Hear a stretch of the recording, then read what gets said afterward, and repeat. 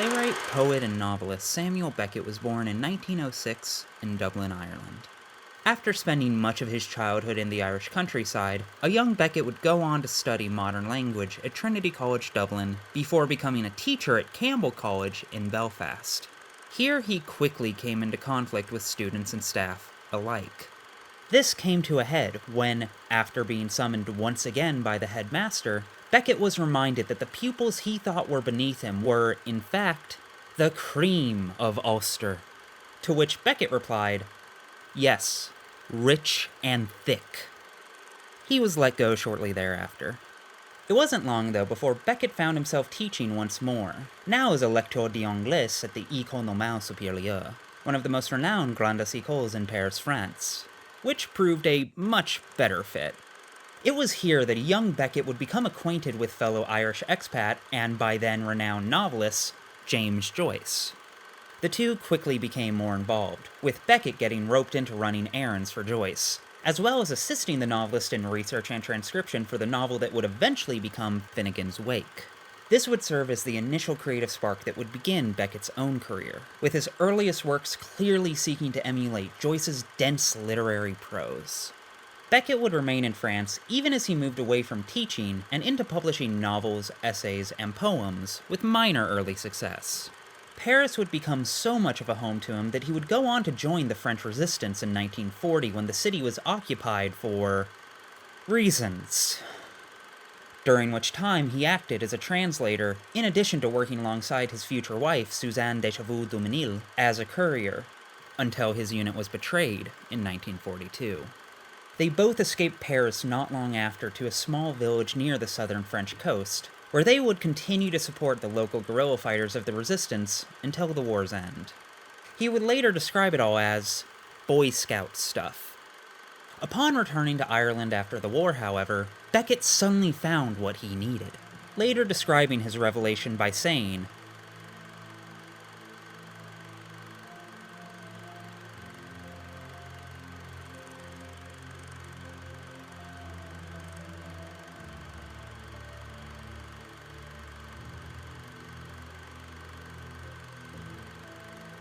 to this end, Beckett began writing his works in French, despite being a native English speaker, specifically as a means to strip himself of all pretense and unneeded fluff, to make it easier for him to write without style.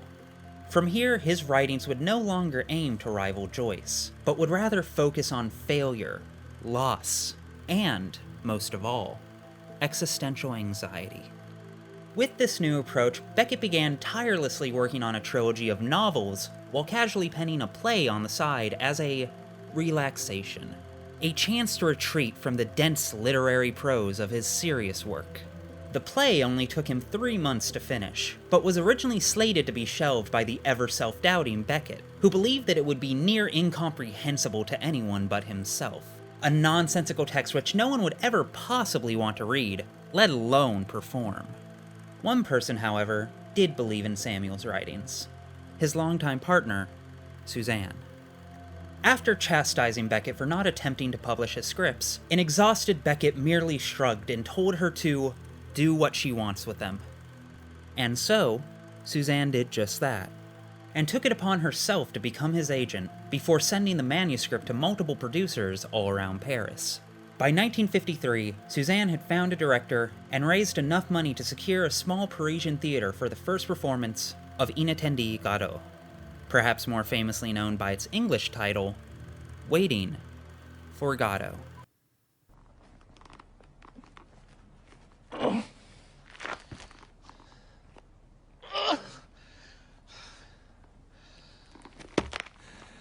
Nothing to be done. Waiting for Godot is a play about a pair of tramps, Vladimir and Estragon, doing what they can to pass the time as they, and by extension the audience, wait for someone who never arrives. For this reason, Waiting for Godot was famously described by an early critic as a 2-act play in which nothing happens twice. It is also arguably the most important and influential play of the 20th century. Waiting for Godot is a story about atmosphere, tone, and condition, more than it is about any strict, literal meaning. a play that is chiefly interested in the uninteresting, and confronting the mundane dread of the human experience. Like much of Beckett's work, it is a farcical yet stark reminder of the situation we all find ourselves in. Suddenly dropped into an absurd and devastated world, and left to wait until what we need arrives, or till the curtain finally drops. Billed since its release as a tragic comedy in 2 acts, Waiting for Godot is a play that openly aims to explore intense themes of existential angst, as well as a general sense of skepticism towards the various belief structures that dominate the modern world. However, rather than communicating these ideas through cruelty or by engaging in direct discussion with the audience, Beckett instead opted to spend much of his time dissecting many of the most foundational ideas of human society by using a mix of Chaplin-esque slapstick and dry poetic wit, weapons which are used relentlessly to highlight the absurdity and tragedy of the human condition. Hence the oxymoronic genre of tragicomedy. You must be happy too, deep down, if you only knew it. Happy about what? To be back with me again. Would you say so? Well, say you are, even if it's not true. And what am I to say? Say, I am happy. I am happy. So am I. So am I. We are happy. We are happy. Well, what do we do now? Now that we're happy? Wait for Godot. Ah, yes. Beckett's characters are destitute, stripped of power, and openly ignorant. Yet the audience is never meant to look down on them, for their destitution, powerlessness, and ignorance are ultimately our own. When the audience laughs at the foolishness of the tramps for not knowing who or what they are waiting for, nor why they are waiting to begin with, the audience is actually laughing at themselves. Because, when all is said and done, we never know any more than they do, and we too are left waiting in futility. In this way, Godot is a play about audience surrogates, and in turn about the ways we all go about trying to distract ourselves from having to confront our own uncertain waiting. Beckett masterfully utilizes this mix of comedy and tragedy in order to bridge the divide between artist and audience, as a means to bring both into a space where no one knows anything, dragging one and all onto the common grounds of existential anxiety and curiosity. This is the true strength of tragicomedy as its own genre, and the strength of Waiting for Godot in particular. Its ability to leave the characters, and by extension the audience, in a state of uncertainty. Uncertainty as to how much longer we'll have to wait. Uncertainty as to whether a joke or a gut punch comes next. Uncertainty as to whether any kind of growth or change will play out. And uncertainty as to how different the tramp situation is from our own. This uncertainty means the audience deliberately comes away from Waiting for Godot with no better understanding of their lives, other than, as one character famously puts it, "That's how it is on this bitch of an earth!" Perhaps the single greatest line in theater history. Get fucked, Bill. After an initially mixed reception, Waiting for Godot would go on to earn Beckett the 1968 Nobel Prize in Literature, as well as opening the door to an extensive career as a playwright for the remainder of his years, during which time he would publish 19 other plays to widespread acclaim and success, though never quite eclipsing the popularity he'd found with Godot. Beckett would pass away in 1989, and his remains interred alongside his wife Suzanne at the Cimetière du Montparnasse in Paris. Samuel Beckett's influence, however, remains lively and vital as ever, as the timeless plays he left behind continue to spread his legacy even decades after his death, and are sure to carry on doing so for many more decades to come. Was I sleeping while the others suffered? Am I sleeping now? Tomorrow, when I wake, I think I do. What shall I say of today? That with Estragon, my friend, at this place until the fall of night, I waited for Godot? That Pozzo passed with his carrier, And that he spoke to us? Probably. But in all that, what truth will there be? He'll know nothing. He'll tell me about the blows he received, and I'll give him a carrot. Astride of a grave and a difficult birth. Down in the hole, lingeringly, the gravedigger puts on the forceps. We have time to grow old. The air is full of our cries. But habit is a great deadener. At me too, someone is looking. Of me too, someone is saying, he is sleeping. He knows nothing. Let him sleep on. I can't go on.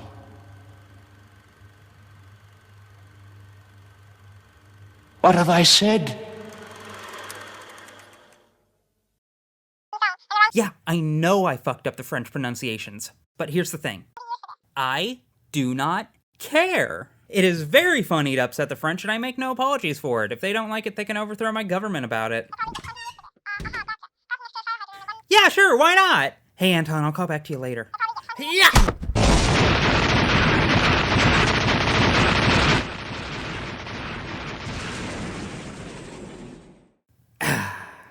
Alright, where were we? Oh, right. Good evening, ladies, gentlemen, and all those who exist in between and outside. My name is Ruby Seals, and I am the program director, executive producer, and lead torture victim here at the Codex Entry Theater Company. And we are gathered here tonight to witness a vitally important one-act play starring an ailing doctor and a cruel bird. But first, let's answer the question that must be on everybody's mind. What the hell is a marble nest? Too bad! The oft-forgotten middle child of the series, Pathologic the Marble Nest, was initially released in 2016 to Kickstarter backers before being publicly released in 2019 as DLC for the by-then-completed Pathologic 2. In it, the player takes on the role of Bachelor of Medicine Daniil Dankovsky. 10 days after his arrival deep in the Russian steppe into the town on the Gorkin River, and several days into an outbreak of the relentless plague known as the Sand Pest. In that time, the initial attempts at containment have completely and utterly failed to quarantine any part of town, with the exception of a final, small sliver of a district known as the Stone Yard. After having prophetic dreams, however, it becomes clear that what little victory has been claimed will fall by tonight, when the outbreak will at last infiltrate this final district. And so, it falls on Daniil, and by extension the player, to discover the source of the inevitable outbreak over the course of a single day, and preserve what little sanctuary from the plague they have left. The Marble Nest occupies an odd position in the broader Pathologic series. It's a work that was originally created as both a technical demo to showcase progress to backers, press, and publishers, as well as a way for them to experiment with various ideas and gameplay concepts in preparation for Pathologic 2 proper. For this reason, it's very easy to conflate or even mistake the two at a glance, because they are, in a great number of ways, the exact same game. Same engine, same UI, same character models, the area it takes place in is itself just a fraction of the full Pathologic 2 map, and these days they even share the same .exe file and title screen. Hell, depending on who you talk to, you may even hear them simply refer to this as the demo for Pathologic 2. The two games are inextricably linked to one another. However, if you take anything at all from this video, please let it be that reducing the Marble Nest down to purely being a technical demo or proof of concept or a short DLC for Pathologic 2 would be to do it a disservice. As Ice Pick Lodge themselves put it when this game was first posted on Kickstarter back in 2016. It's not a demo. It's a mood piece that we made to showcase the setting and atmosphere of the game. Adding that, It's almost like a small autonomous game that uses the assets, characters, and premise of Pathologic, but works on its own. Kind of. Kind of, indeed.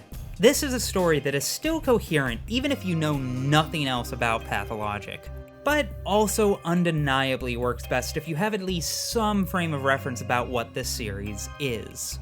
However, if you enter into it with even the most elementary understanding of Pathologic's setting, characters, and plot elements, you're likely to find it a memorable and unique experience all its own.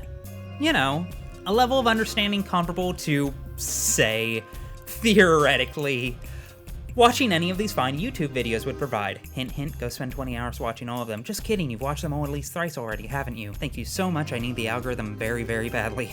The takeaway here is that this is a piece of Pathologic content which has a very low focus on survival elements, effectively no combat, and can be thoroughly completed in only around 2 to 4 hours of comprehensive play. For this reason, the Marble Nest is what I actually tend to recommend to people who've learned about Pathologic from reviews or video essays, and thought the general tone and artistry might be down their alley, but also weren't quite prepared to endure a gauntlet of suffering with a longer runtime than Hunter x Hunter, and a higher word count than Homestuck. If anyone tries to correct me on either of those points, I am legally allowed to shove you in a locker. Point is, this is probably the single piece of official Pathologic content that is legally fit for human consumption, free of all the usual hurdles that seem to trip up most people. It's not an exhausting pain simulator. It is an interactive short story, probably most comparable to something like Soma, on safe mode, Amnesia, a machine for pigs, or even, dare I say it, Gone Home. And I would encourage anyone and everyone to play through it yourself to get a first-hand taste of the unique mood and tone that only Pathologic can lay claim to. So, with that said, why the hell am I making this video if the Marble Nest is, in fact, actually playable by the standards of reasonable people who haven't lost their minds after making a pact with the moon presence? Well, a couple of reasons. First, and most relevant to my channel, because this is it, y'all. This is the last piece of media we have to feature a playable bachelor. At least for the time being. Yeah, I know they're still planning on adding both the Bachelors and the Changelings route in full to Pathologic 2, so we're very likely to take on the role of the prickly prick once again, but when, and if, that happens, will likely be years away. Or not, fucking never mind, I guess. This video took so goddamn long to make that now we have a non-linear Bachelors route confirmed for Pathologic 2. Looking forward to learning how Daniel Dankovsky has come unstuck in time, and holy shit, we're moving away from combat. Oh cool, so now Daniel can only kill people through neglect and systemic cruelty. That's way more realistic. Good storytelling choice, Icepick. Man, if the devs are willing to change so much about the traditional Pathologic formula in order to better reflect the character and their circumstances, then I live in fear of what the Changelings route is going to look like. Anyways, looking forward to Daniel Dankovsky's bogus journey. Can't wait to help him master his control over the morphogenetic field. That joke was from me and me alone. Point is though, it felt appropriate to say one last farewell to our good thanatologist before we step down from the role for the foreseeable future. Most of all though, it is because, quite simply, I think this story is deeply underappreciated. It deserves better than to be treated as some footnote to one of the greatest games ever. And I am eager to do what I can to help you, dear viewer, to understand what makes it so special.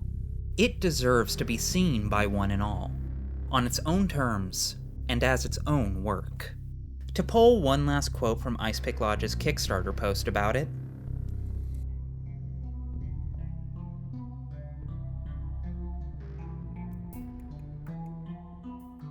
so let's do just that. Let's acknowledge the inherently humble nature of this odd little standalone game made to showcase the strengths of a much more complex work that would follow it, and then push past that, to view it on its own terms. And in doing so, we may very well find something in this short little journey that is wholly unique, not just to Pathologic, but in games at large. As such, please consider this your official spoiler warning for everything this specific game has to offer.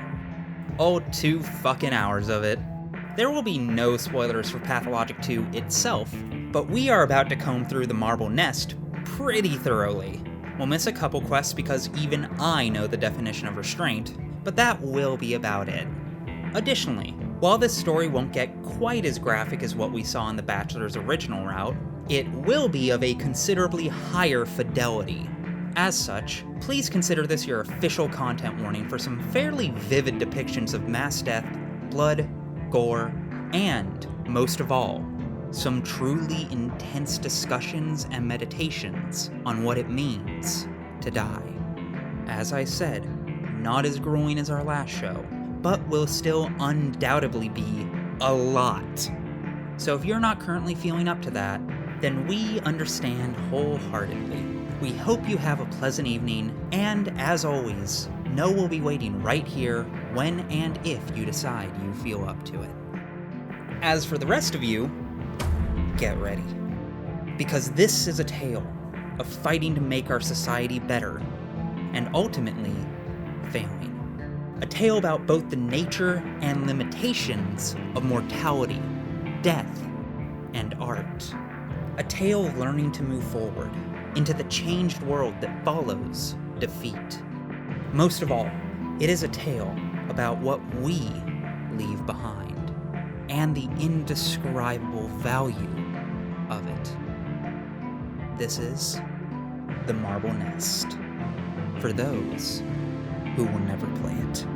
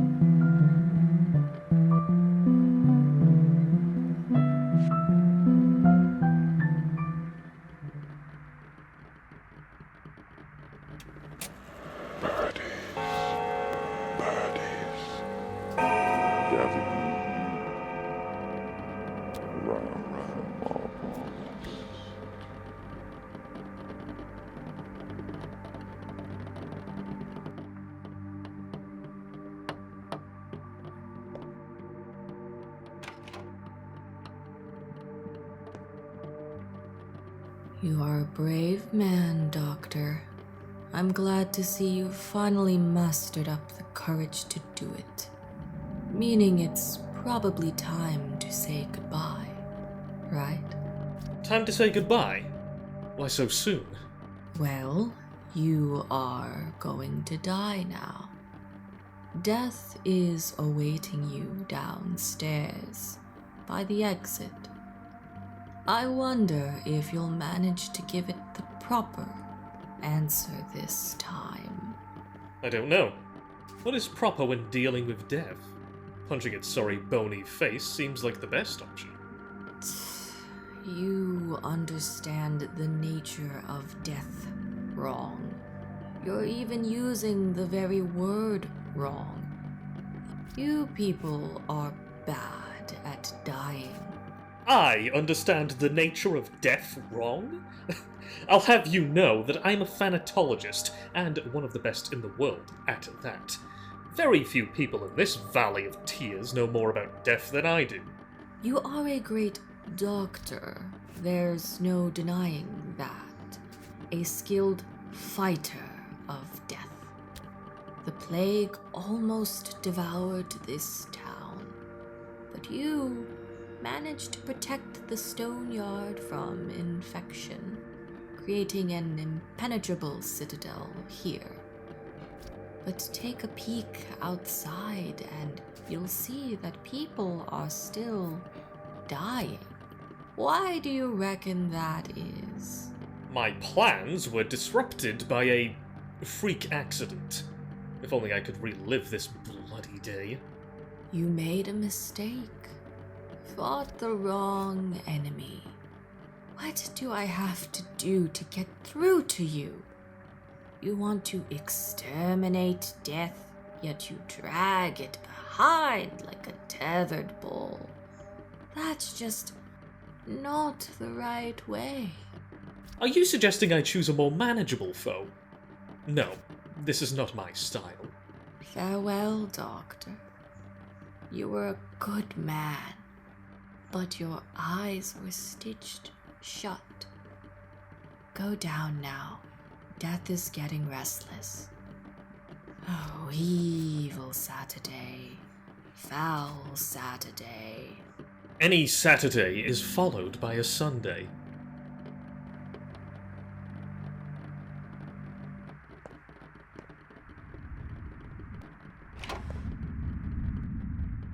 Welcome to Day 10, 11:30 p.m.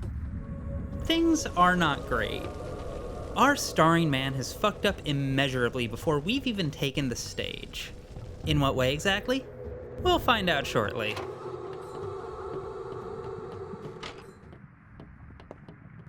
Got some nice starting items though. A cloak, some milk, human heart, some morphine, all the things that a veteran performer would expect a spiraling Daniel to have on hand. It's here you may notice that this game actually allows the option of touching items in order to get a description of them from the character's perspective. Morphine. A person is only alive for as long as they feel pain. No matter what Katerina Sabarova does, she remains alive. Ah, that's the pathologic I remember. Holy shit, that's bleak. I mean, not as bleak as the corpse in the corner, but still, pretty high up there. No matter what condition anyone present is in, though, talking to the orderly downstairs quickly reveals that the remaining denizens of this place are actually the lucky ones. Done. I took them all away. Can't do no more. Took them where? They're on the other side of that door. I couldn't carry them any further. I'm exhausted. Sorry for making such a mess of your house, but I ain't going back there. Don't make me. This is not my house, this is a temporary place of residence. And it was I who ordered to set up hospital here. Nothing to apologize for. I'm dead tired, Doctor.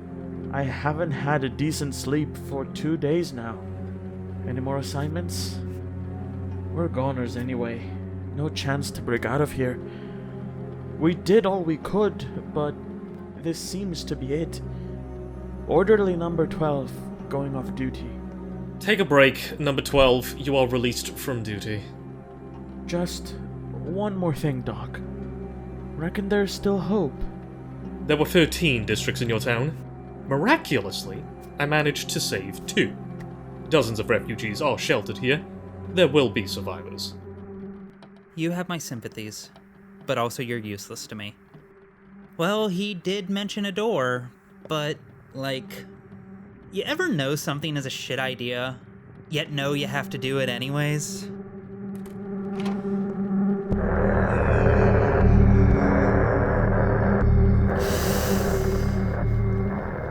I mean, I don't know what I was expecting. Oh hey, the corpse from upstairs was alive after all. I am being very polite right now by assuming you aren't a ghost. Now mind telling me what in God's name is going on? Everything's done. I got a bit sleepy though. Sorry about that. Shall we proceed with the treatment, Doctor? I thought you were dead. So did I. About you, I mean. Marat and I came to ask you what to do next, and there you were, lying in a coffin. Marat snapped. He doesn't trust you anymore. This is silly. I just zoned out for a moment. Don't give me that look, Doctor. And don't blame yourself. I think I know why we ended up like this. Your attention must have slipped today. You didn't put all the pieces together. Failed to assemble the puzzle. Oh, the condescension. Perhaps you can also enlighten me as to where the source of the outbreak was. You told us yourself. Don't you remember? Everything that transpired did so for a very good reason. The puzzle was almost solved, but some pieces must have slipped. I don't even know what events you were referring to. It was your day after all, not mine. Evil Saturday. Foul Saturday. Every Saturday is followed by a Sunday. You seem very sweet, but also not helpful either. Hopefully the room you were blocking will turn out to be more useful than you. Ah, now I understand. You were pretending to be dead in an attempt to hide away the most handsome man I've ever seen. Don't suppose you can tell me what's going on here? Why everyone's acting so weird? So it's true. You're giving up. Resigned to die. Throwing the towel. The great Bachelor Dankovsky. A celebrity thanatologist. The scientist who claims to have defeated death itself. Utterly failed. Haven't you? What makes you think I'm resigned to die? I trusted you. We all did. For as long as you lived, so did we. I know it firsthand. And now, you've decided you've had enough and marched into the grave meekly, like a lamb to the slaughter. It must feel nice to find an easy way out. The easy way is shifting all the responsibility from your dumb heads to my shoulders. It all just slipped through your fingers. The disease infiltrated the stoneyard today, but you didn't notice. Your type would never go through a back alley. Your routes are always the same, from the main street to the main square and back. Perhaps you weren't really looking. Perhaps you're in league with it. The epidemic began the day you arrived in the town. I wonder if that's a coincidence. Post hoc non propter hoc, as they used to say. Come here. Ow, god damn it, so it fucking begins! And stay down! Dear God, I've been back for 5 minutes and this town is already picking the pettiest fights with me humanly possible. What a pile of... If you are currently listening to this video in the background, I implore you to look at it right now. I think we, need to talk to it. Well, at least it can't get any scarier. This is it, Doctor. You fought valiantly, but you've lost. A foe like me is no match for men, and you are no exception. So, are you ready to die? Yes, I'm ready. Indeed. Did you consider it well? It's neither a joke nor a dream. You're making a real choice now. Indeed. I always say precisely what I intend to. Good. Finally, you understand. I really hope that you do, for your own sake. Otherwise, this is where it all ends. Who knows? Most people would simply cease to be at this point. Few would make a step beyond.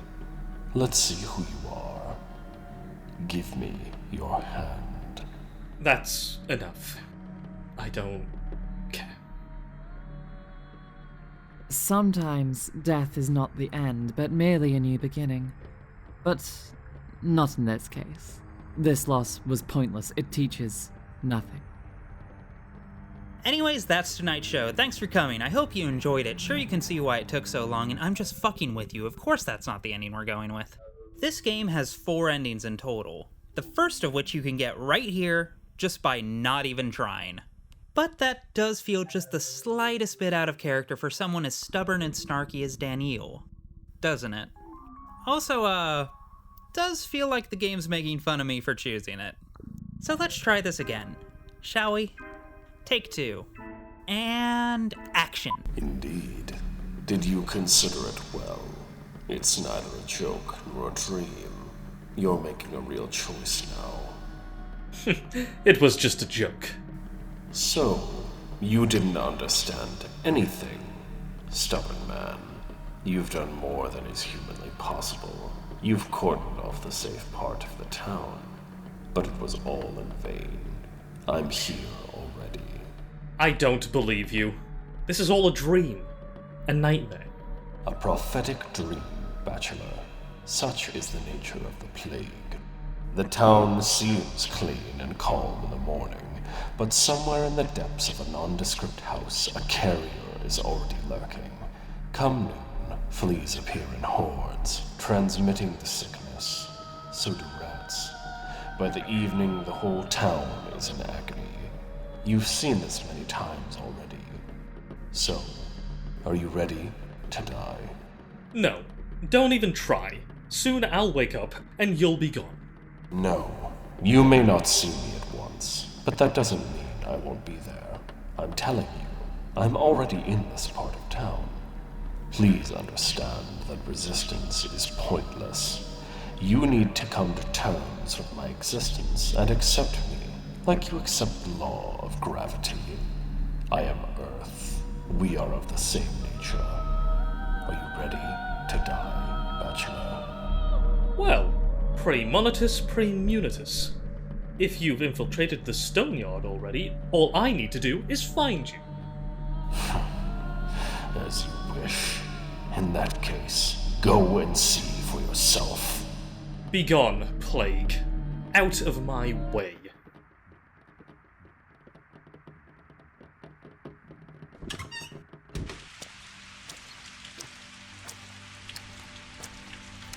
Anew the day begins. This is also a way of conquering death, to return once again to the time petrified, and again, and again. It's a cycle, a pause. Things will change, and the day starts anew.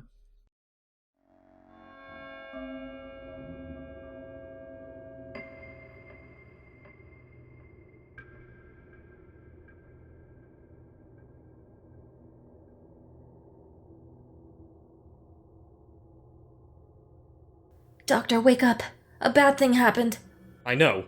The infection found its way here. Perhaps walking the streets right now. What thing? Blackie's old man is ill, but it's not plague. I mean, not the sand thing. Will you cure him? And not send beakheads after him? Whether it's the sand thing or not is for me to decide. But well done, lad, waking me up immediately. An hour of hesitation could have cost us the town's life. Also, the judge was here. Demanded you be woken up. I stopped him. Didn't like how the old geezer looked at all. Nuts is how he looked. Hand shaking and all. What do you mean, stopped him? What if it was important? Are you out of your mind, lad? Do you appreciate what's at stake here? He looked completely nuts, I'm telling you. And you look dead tired. The judge was here an hour ago or so anyway. Must be at his place now. It's next door. There's a carrier of the plague in the town. I mean, perhaps. That's what my intuition tells me. Anyway, now is not the time to be flippant at all. What were you dreaming about anyway? You're screaming as though devils are dragging you to hell by the hooks. I dreamed that the plague has infiltrated this place, the Stoneyard. It talked to me and said, "Here I am. The birds are gathering around the marble nest." Whatever that means. I see. Were there bulls in your dream? How do you know? Too bad. If you dream of a bull, that means the dream is prophetic. So it'll come true. Everybody knows this omen. You need to see Sabah. Well, that probably means a lot of important things are going to happen today. And with your kind help, my today started rather early. Too early, perhaps. Uh-huh. Oh, and one more thing. Don't give nuts to Shrew. Shrews are the least of my concerns now, lad. Rats, on the other hand.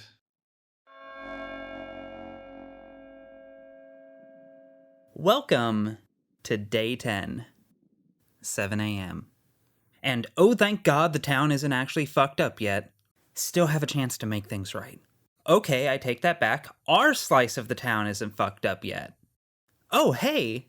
Locations have little descriptions tied to them now. That's cool. Clara the Changeling insists that Yulia is beyond the threat of the plague, being the only person to understand the true logic of what's unfolding.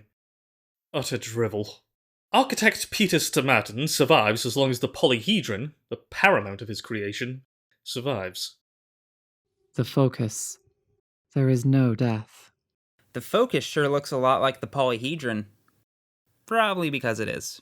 Anyways, we'll just press F for Peter real fast.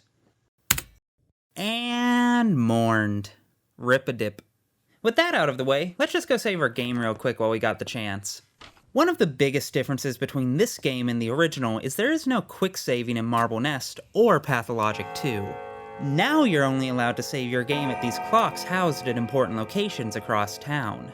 It's actually a really cool system that helps prevent save scumming while turning saving into an act that actually happens in canon, while costing valuable time and it seems I have someone waiting for me outside.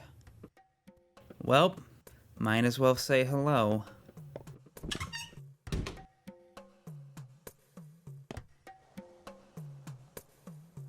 Gregory Gorky, number 6, here to report to you, Doctor.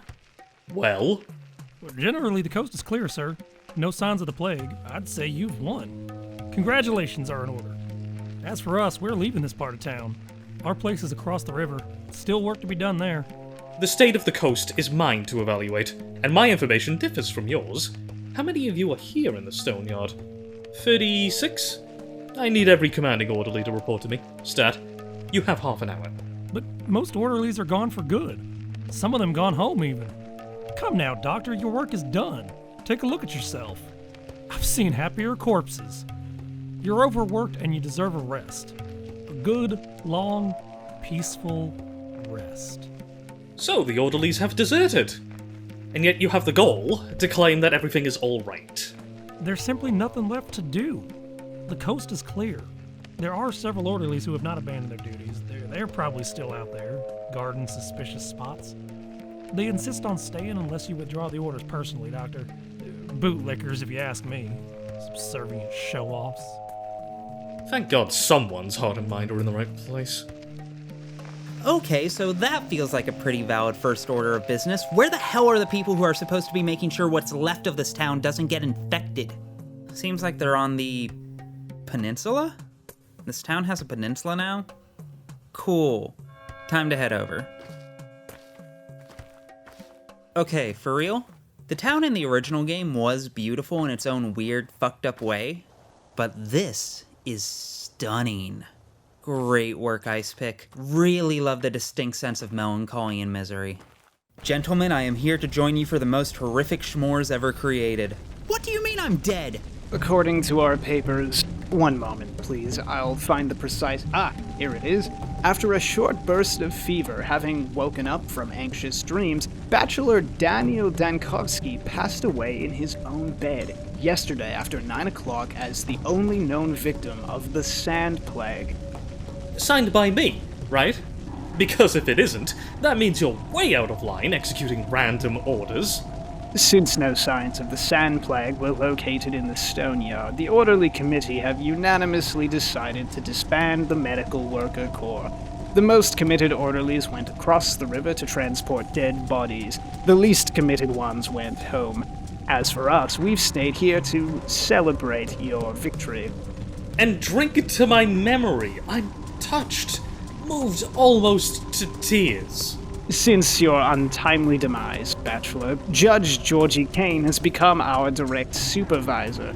He cancelled your quarantine measures, ordered a ceasefire, so to speak. Now, listen to me. The threat is still very much present. Moreover, I'm quite positive that there is a carrier in the stone yard. Get back to work. I don't know. According to the judge's orders, there's nothing more to be done here. And in the case of Bachelor Dankovsky's death, the judge is the only person whose orders I'm supposed to follow. Here, see? I got it all in writing. Legal stuff. Oh, you got it all in writing! Obviously, that means that nothing humanly possible can be done here. How silly of me. Kafka would be so proud, dude. Holy shit. Well, seems like the next step is obvious. Time to go see Georgi. Before that, though, perhaps we should take a quick look at the state of the townsfolk. Jesus, Daniel, you weren't even fucking trying, were you? Half the town is already corpsed. Lara's dead, Bad Grief's dead, Oyun, whoever that is dead. Literally all of the kids save the one who woke me up this morning are dead. Victor, Peter, Savarov, holy shit, Artemy, and dear God, Block? How did you fuck up this badly? But hey, at least Anna Angel survived. There is no God. Alright, time to clean up this posh asshole's messes. Again. For real, the more shit changes, the more it stays the same.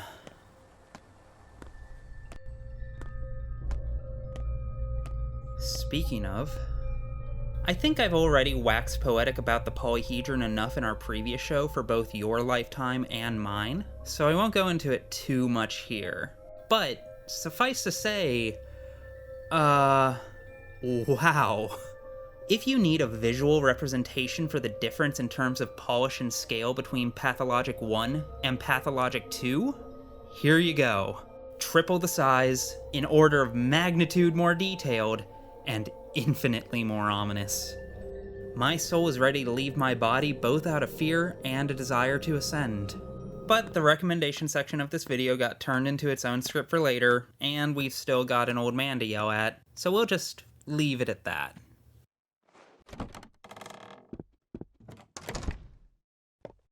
Hey Georgi, love the new place. Looking great. What the actual fuck is wrong with you? I dropped by your place at dawn, Bachelor. Wanted to warn you of my plans. Your young assistant asked me not to disturb you. I judged that it was better to let you have some rest. The catastrophe has already struck, and you needed all the strength you could muster to face the trials of today. What have you done, Georgi? I erected every possible defense so diligently, and it is all ruined now. Everything that I worked to achieve. Quite so, for I am the judge. And as is commonly agreed on, I boast a certain level of intelligence. It's plain to me that you are on the verge of shredding me into pieces, but still your wrath. As a great Athenian once said, strike if you will, but here. Themistocles, I know. He met a rather gruesome end, by the way. Died of plague. A plague is just a type of death to you, but to me, it's essentially an exam. And one must not run away from exams forever. Sooner or later, one must take them. How about sharing your elaborate theory with the people lying in mass graves across the river? Oh, wait. They won't be able to hear you. I have built this town, Bachelor. It's very unusual, you have to admit. This imponderable tower is its crowning achievement, and it was I who envisioned it like this. Surely you do not allow the thought that I do not care for it. This is my life's work. There is nothing in the world more dear to me. And yet you lifted the quarantine, exposing your creation. Would you put your own child on train tracks too? Just to check? Because it's not entirely impossible it wouldn't survive? Towns are like people. Some are common and plain content with their plainness. Others try to prevail over their nature, grow, reach for the sky. So you think the epidemic is a punishment for the attempt? This is Old Testament logic. Don't jump to conclusions. This isn't a punishment. This is an exam. Can't you tell the difference? An exam can be passed and then one can move forward. Perhaps a town can pass it, yes. But what about single individuals? The mere mortals, are those who do not strive for godhood unworthy of a living? My heart aches for them. This is dreadfully cruel. But perhaps the thing we're trying to build can only be erected with the help of those who have passed it, the exam of death. Who has learned not to fight it like you do, not to deny it, but rather... Understand it? Master it? Bargain with it? No. Embed it into themselves. Use it. Humanity has learned to use the law of gravity, hasn't it? There's your proof. Just look out the window. There was a time when humans could not brave the sky. But that time has passed. You are truly, utterly mad. Rulers using the populace as their petri dish for social experiments. Frankly fucking nostalgic at this point. Well, no time to waste, and it's clear Georgi isn't going to be of any use here. So let's see what we can salvage. When in doubt, the cathedral's always a safe bet. Especially when guarded by soldiers, and Georgi let everyone quarantined out to roam the streets. Of course he did! Brilliant. Might as well check what remains.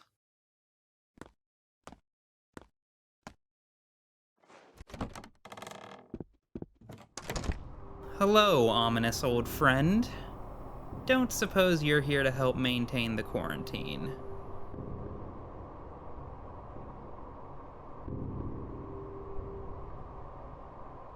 What kind of a machine?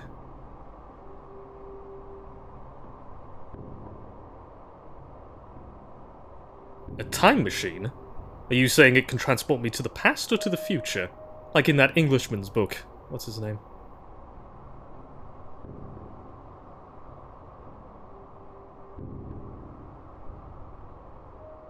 How do you know?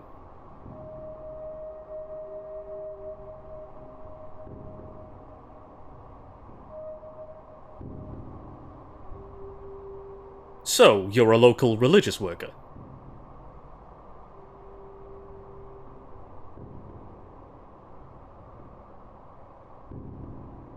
This doesn't make sense. If they're sick, locking themselves in, it won't help.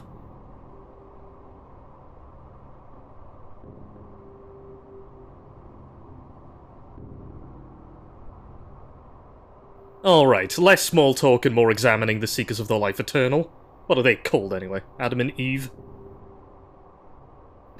That'll do too. Isn't that the dude I beat the shit out of in my dream? Probably not the kind of thing I should introduce myself with. Whatever. Guessing that they're not exactly doing great if they found their way into both my mind and here, but should probably introduce ourselves all the same. We'll start with the nice one. Don't listen to him. He's raving. Thinks he's got sand pest. But I know perfectly well it's mere consumption. Is that so? I didn't know you were a doctor too. Any suggestions in terms of treatment, dear colleague? For as long as we're here, we remain alive. This is what matters. Just leave us be, I suppose. Lock us in if that's what safety demands. All I want is to stay with him some more. And now let me feel your forehead, please. She's unnaturally pale and drowning in sweat, but you see no other signs of the sand plague. The vacant look and generally unfocused appearance betray a commotion of the nerves that surpasses general anxiety. I don't know. Hard to say for sure. Whatever. You may go. Don't! Leaving this place spells doom. What makes you say that? Your chances don't look that bad. As for your friend, give me a moment to examine him.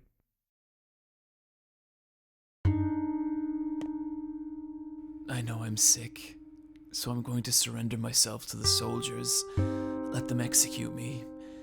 It's as simple as leaving the cathedral, you know? How long have you been here? For all eternity, it feels. I'm tired of this torture.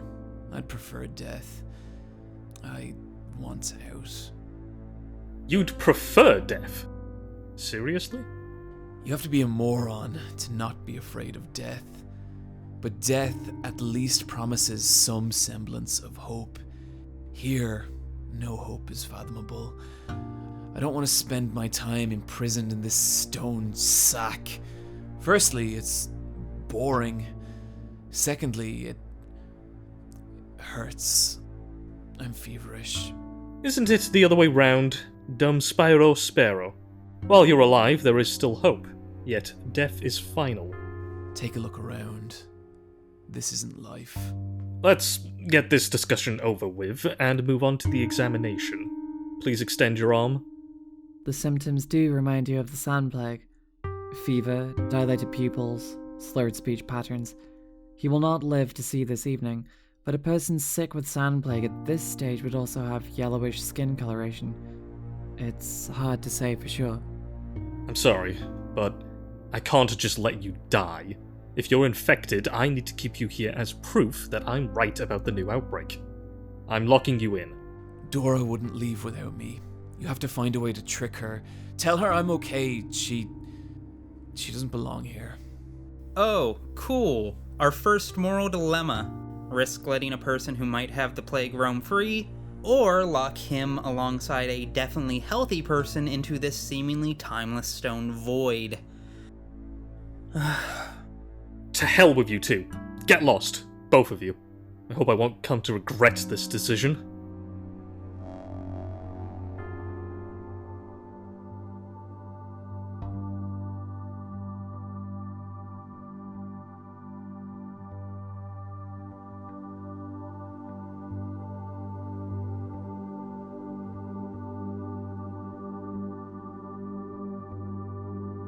It's a big risk. But if the clockworker was telling the truth, well, there are some things that are worse than death. And I can't condemn someone to that kind of fate. Besides, they were present and uninfected in the dream I had last night, and since there was also a bowl there, that means it'll definitely be fine. I've been back in this town for 2 hours and I already sound fucking deranged. Now, what next? Right, Sticky asked me to check on his friend's sick dad. With any luck, he'll have the sand plague. That did not come out right.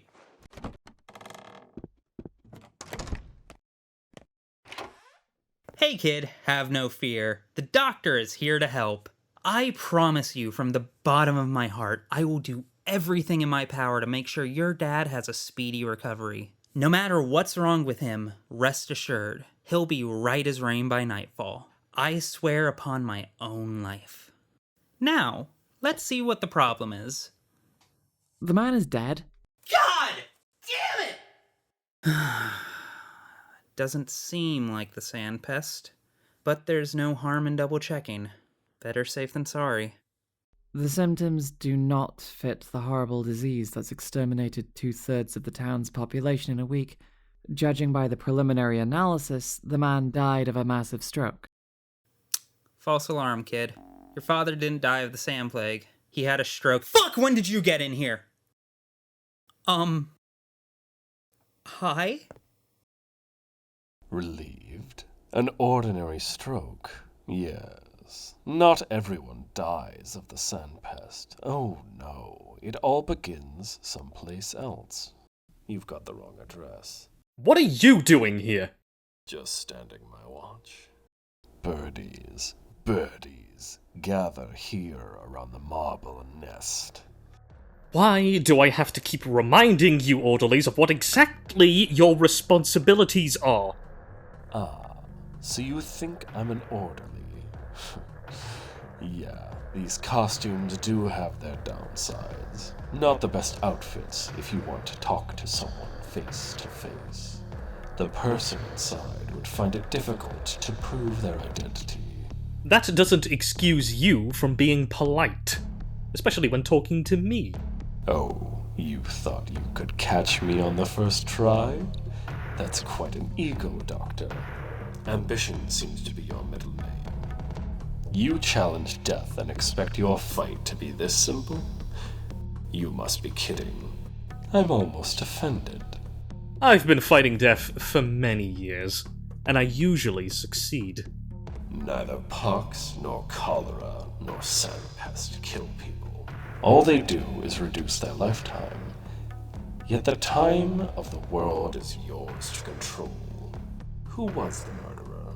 A sickness that let no second go to waste, or you, who bothered not to hurry? I think it's the latter.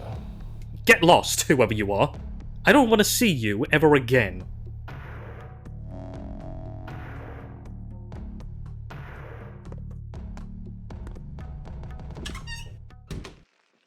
Okay, yeah, that outbreak is definitely happening. Help!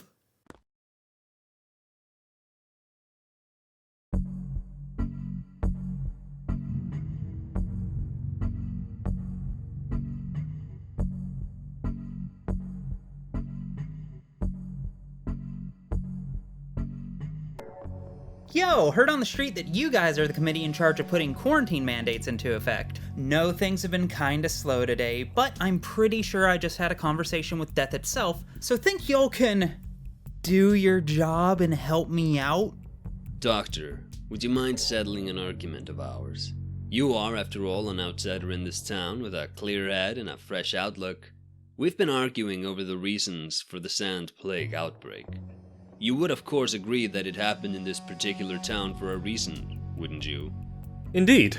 I don't believe in random chance. As a matter of fact, this town is nothing but a machine, produced to challenge the limits of human potential and our ideas of how people connect to each other, our very relationship with nature.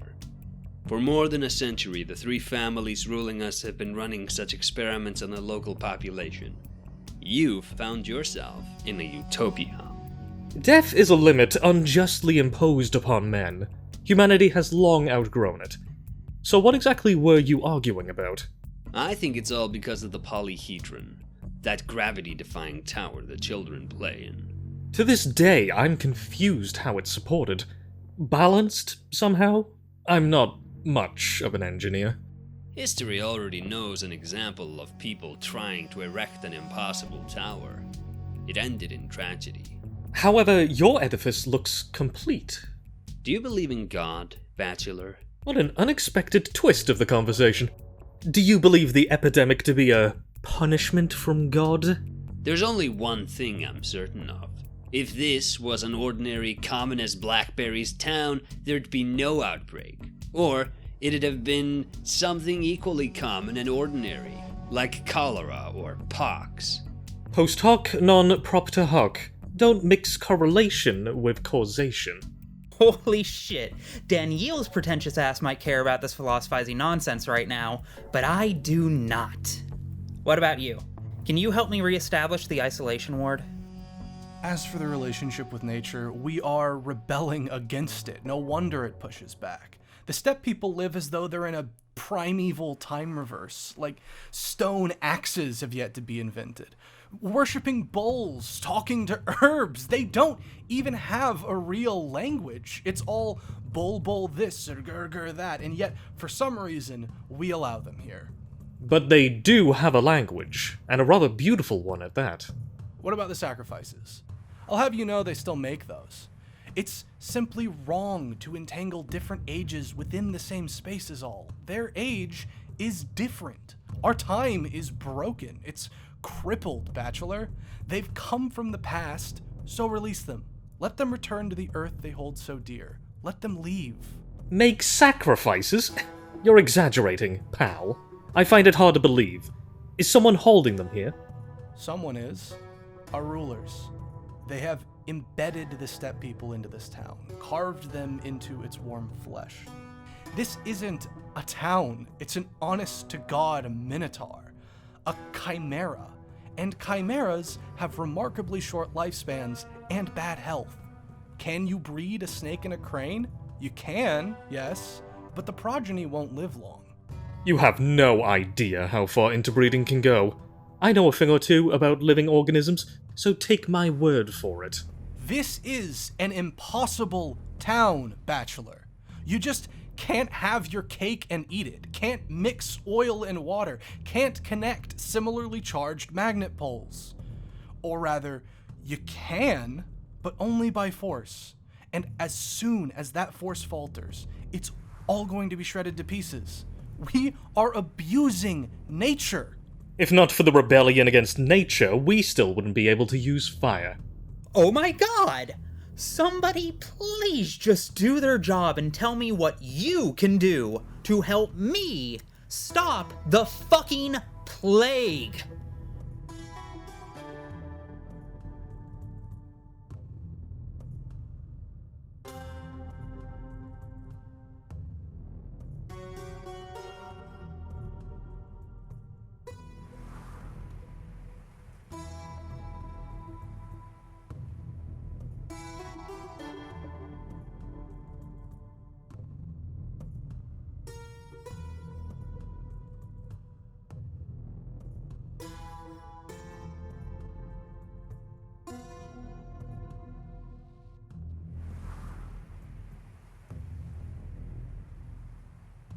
Okay, so, I know he's actually talking about the vital importance of having realistic expectations of what humanity as a concept is capable of accomplishing and experiencing in the single meager lifetimes we're afforded, lest we condemn humanity itself as worthless for not having an eternity to experience a world we were always meant to live through as individuals in a petty tantrum born of immature self-righteousness. Yeah, I get all of that.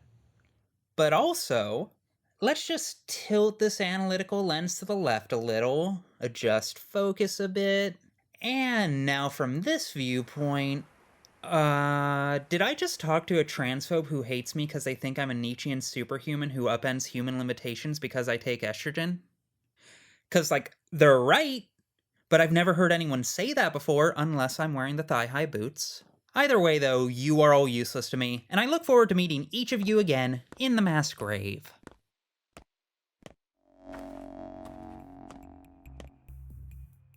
There is literally no situation where a collection of this many tragedians engaging in a public mime performance ends well for me. What the hell are you lot doing here? Here comes Bachelor Denkovsky, the man who failed to defeat death. How do you know? We know all about you. We know what you did yesterday, and what you are going to do tomorrow. And what am I going to do tomorrow? There won't be a tomorrow. Today is your last day, Excellency. Please, make good use of it. The doleful humor is what I love your troupe for. I've heard this one a ton of times, and yet it never gets old. Everything will be decided this evening, Excellency. A terrible appointment is in store for you, and you will not emerge from it victorious. Indeed, we do know the key to victory, but alas, it will be of no use to Bachelor Denkovsky. Why is that? Only a man with an open heart can overcome such an adversary. So if I had a softer heart, you'd teach me how to win this duel? Maybe. Possibly. But it's useless to explain to a heartless man. Take heart, Excellency, if you ever find it, that is, and then come back to us, even though it all sounds like a rather implausible turn of events. An outbreak doesn't seem like a good time to become soft-hearted, but I'll keep your words in mind. Would you really like to help? We're lacking a number of crucial performers, but alas, you are already starring in a different play, Excellency. Although, in all honesty, you're far from brilliant. What if I were to switch troops completely and join yours full-time? How about that? We can't hire you. Not until tomorrow, anyway. Aside from that, we are at your service, Excellency. I very much doubt you have anything I might need. Seems like the opposite is correct. It is I who's fulfilling your incredibly odd wishes. Bravo, Excellency. Double score. Seems like you're beginning to understand. Now, pause for a second, and do your best not to forget this brilliant answer. It'll save your life one day. Never play by someone else's rules, Excellency. Invent your own. What do you mean? Any play, performance, or game is a cage because it is played by the rules written by someone else. How can a heartless man escape such a cage? That is the question, and we are yet to find the answer. Who knows? Perhaps you'll be of help in this matter. Perhaps I will. So they need a man with a heart to help them out, huh? Well, Daniel did have a heart on him in that dream last night, so there's likely a spare one somewhere around here. Given that I'm not exactly eager to do the things that would be needed to acquire one, though, that is ultimately low priority at the moment. For now, we should focus on trying to locate the carrier who snuck past the barricade. Someone around here must have some kind of lead, though I should probably try to get some kind of supplies before I get too tunnel-visioned on the source. I mean, even if I did find them right now, what am I going to do about it? Smarm them into better health? Please. Need to at least make sure I have some kind of treatment and or knife before I find the source of tonight's outbreak, otherwise I'll be ill-equipped to do anything about it. Good point, random man on the street. The drugstore should be open now, at least to me, cause I'm a doctor who currently doesn't have jack shit.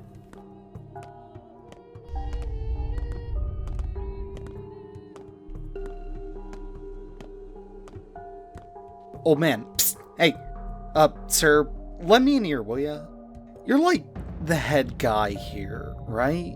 Old man? Really? As a person way above your rank, I am to be addressed as Your Excellency. Look, old man, you're like... Listen, that drugstore, they have medicine in there. Like, powders. I mean, it's not like everything got stolen, right? Something has to remain. But that twat of a soldier is one vigilant jerk, and I need powders.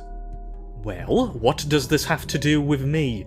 You tell the soldier, he'll let you in. It's not in his interest to get on your bad side now, is it? And then, you can, like, throw all that you find to me from the window. There's a broken window upstairs. We can split the profit.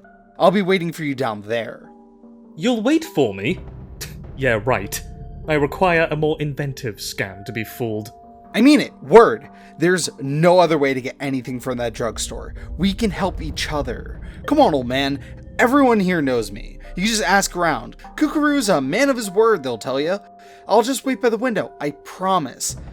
You got a cig? We'll discuss your smoking habits if I find you waiting for me when I return. Let's try this great heist of yours. God bless you, Daniel. Even when you're being nice, you're still a massive asshole, and I love you dearly for it.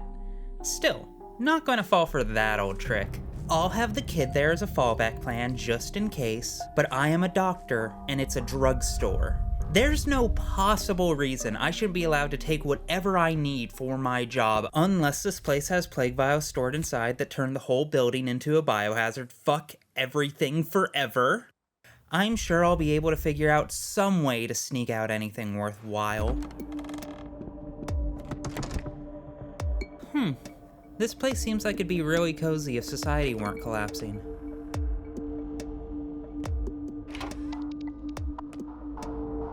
Now let's see. Morphine, immunity boosters, bandage, tourniquet, panacea. Panacea?! So Artemi Borak did manage to make a cure for the sand pest after all. One vial can't save the town, but it can save someone. If only I figure out what it's made of. You both fucking said it. Well, at least now I can actually do something when I find the source of tonight's outbreak that doesn't involve murder. Anyway, since I'm already robbing this place, I might as well see what else I can find. Holy shit, is that an executor's cloak? Not sure it'll be able to protect me from the plague, but equipping it should still provide me with a sizable amount of what I believe the kids these days call drip. Do kids still say that? I don't know. Time has no meaning anymore. Alright, think that's everything. Now all that's left to do is demonstrate all the items I've collected. Or, put in less Daniel-y way, yeet everything out the window to be caught by a small child. Not gonna lie, this is the closest thing to fun this series has ever given me. And now it's time to go find out that a child has robbed me of my robbery. Fuck off, cop, I ain't got shit, get bent. And now I get fucked over in 3, 2, 1. Huh. Well, I'll be damned, he's still here. The kids are alright. I guess good things can happen. Here's your share, fair and square. There was also a bottle of some sort of, Panna serum. It got smashed. Oh no. You little lying rat. Give it here, now! I'm not lying, I swear. Here are the pieces, look. Indeed. Well, perhaps there's more at the store? Go ahead, I'll wait. It was a serum that could cure the sand pest. Enough for several lives, perhaps. Unique, too. There's no one left to make more. Good things can happen, said a goddamn idiot. There has to be a Latin word for, like, nostalgic pain, right? Because if not, at this stage, we should definitely make one up. Alright, we'll just have to take the panacea as an L. Silver lining, at least we got some kind of meds out of it. Maybe our next stop will have something a bit more helpful.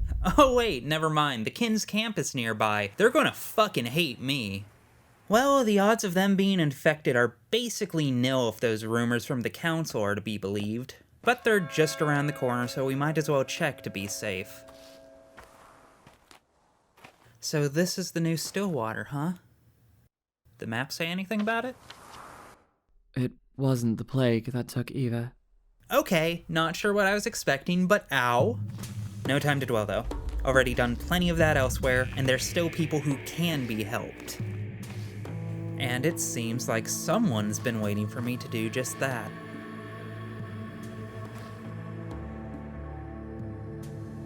And I doubt that's because I'm a brilliant conversationalist. Let us not waste any time. Lead the way.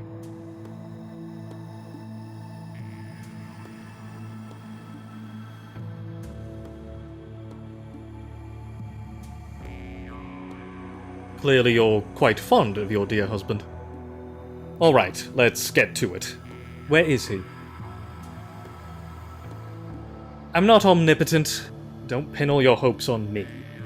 The one group of people who are actually eager for my help, and it's the ones who hate me the most.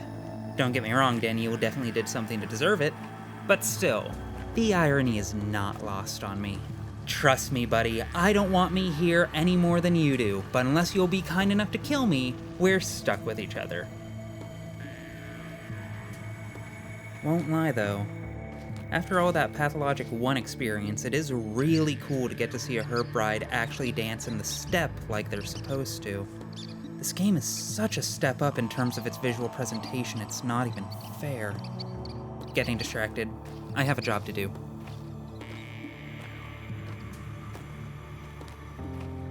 Huh. The groom is a worm? Whatever. Let's see what we can do for him. The creature is breathing heavily. A deep and dirty wound is gaping across its belly. No one's bothered to dress it. To operate on him, one would require clean bandages and painkillers, and you'll have to move fast.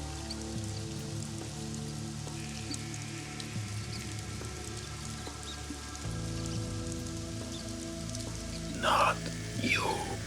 Who did this to you? The wound looks suspiciously self-inflicted. Not know the lines. Not know how to cut open. Go away, outsider. The one who did this for you definitely knew, though. An impressive wound. Was it one of your lot? Family business. Leave. Like hell I will. You dragged me here, so I'll see it through to the end. Leave. Let die. If I die, then no wedding. Few of us left. Wedding? Not yours, obviously, so why should you worry? No, not mine. All done. You are lucky to have such a caring wife, Worm. And mission accomplished! Finally helped my first person, and god damn does it ever feel good! Maybe I can still make some kind of positive change here after all. Oh. Oh god. Oh god. The wedding went well. This is for you. No declining. Is that her heart? That girl's? The one who danced? No declining. She choked herself. She was betrothed to the earth. The wedding went well. You know what? I'm beginning to think the plague broke out here for a reason. I shouldn't have bothered fighting it.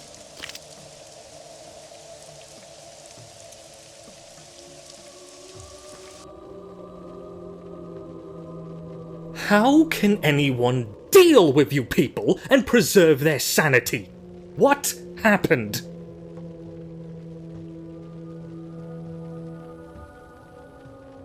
So this is what kind of wedding you were celebrating? Why, oh why, didn't I listen to the poor wounded guy?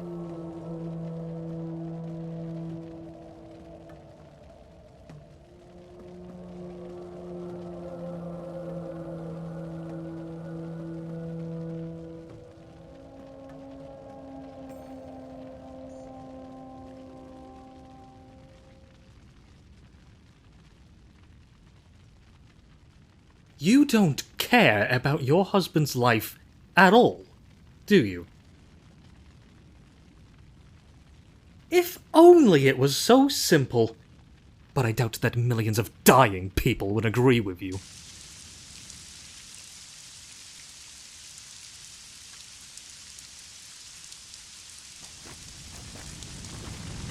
Beginning to feel like I owe Daniel an apology.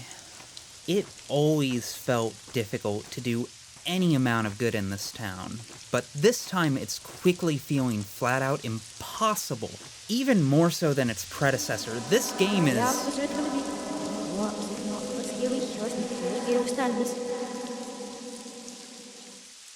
cruel. Deeply cruel game. What's a herb bride doing here? Shouldn't you be at the camp with the others? What? That must be in the mansion.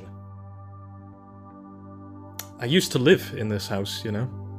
That's where I stayed when I came to your town a week ago. I do. Because of me. Well, she didn't succumb to the sand pest, she committed suicide. Jumped from atop your bloody cathedral. You're mistaken. Eva is alive.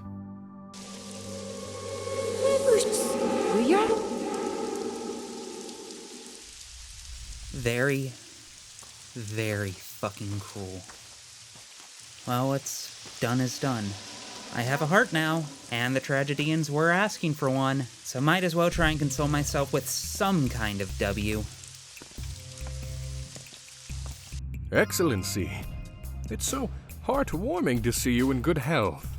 Yeah, I've taken heart. Taken a heart, I mean. Undoubtedly an open one. Oh, Excellency, what a sordid sight. Sorry for underestimating you. You definitely do have, how shall I put it, a creative touch. But this is pure madness. You can't take things so literally. You wanted me to come back to you with an open heart. Well, here I am. Come now, Excellency. Come now. Do you think this is some sort of game? Even if it is, it most certainly is not played by your rules. A game is a cage, and if you fail to break out of it, you lose. We know what we're talking about. You promised to help me out with this evening's appointment. We just did. A very fitting coincidence indeed. You mean that thing you said about games and cages? Never agree to play a game if you don't understand its rules. The stakes are too high. If you already have, challenge and change those rules, Bachelor Dankovsky. Challenge and change. Thank you. I'll think it over. You're being stared at.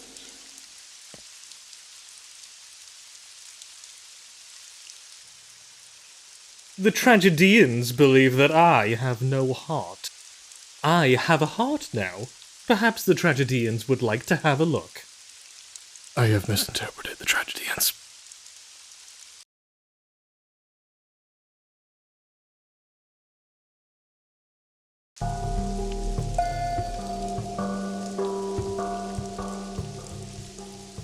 Look, I get that houses need heating and all, but for the love of God, can we please just give it, like, one day before we remove the signal fires that let the outside world know that the town's filled to the tits with plague? I don't think that's too big of an ask, yeah? You are indeed a learned and venerable man, sir. Not one to indulge in superstition. But wouldn't we be croaking disaster if we keep them? Dismantling the unnerving things would be best. But it'll be as you wish, of course. I'm just following orders. Swear to God, this entire town's going to be marched into the grave under the pretense of, I'm just following orders. I'm begging for just one person here to be able to think for themselves. On a likely related note, why are there so many people around this house? That's never a good omen. Oh, so you're here for dream readings. I mean, I don't really have room to judge too much. I've already made several major decisions today because of a cow I met in my sleep. And of course the dream reader is Aspity. Well, maybe she can offer some insight into my mind cow. Thanks for letting me cut in line, bud. Nicest person I've ever met in this town, really. Just going to hit this save point really quick since this place has absolutely rancid vibes.